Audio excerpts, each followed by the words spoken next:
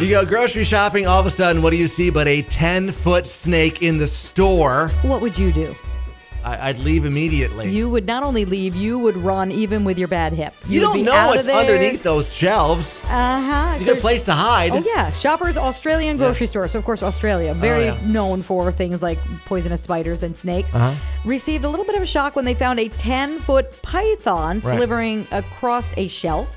A woman was shopping for dinner when the python came face-to-face with her. It was on an upper shelf.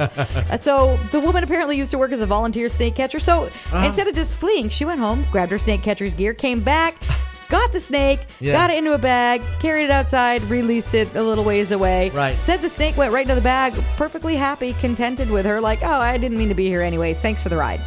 You don't know what's under those shelves. You don't want to Under get down them, behind them, in Yeah. them, the drop ceilings. Oh, yeah. And if you're phobic of snakes, don't ever watch Yeah. the movie Snakes on a Plane. All right, then this guy, I think this guy's job is to just create records, and he did another one involving toilet paper. I don't even know it's always to create records, but it's to find really weird, outlandish ones and break them.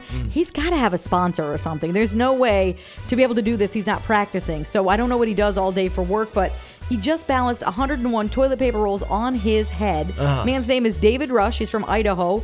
This is over 200 Guinness World Records he's broken to date. Yep. He said that this one was really hard, though, because 101 toilet paper rolls on the forehead is very difficult because they're not as rigid as other things he's balanced. Like he's done chairs and other things like on his forehead for like an hour or whatever. But you think about it, a roll of toilet paper, it's softer and it's not going to stand up straight.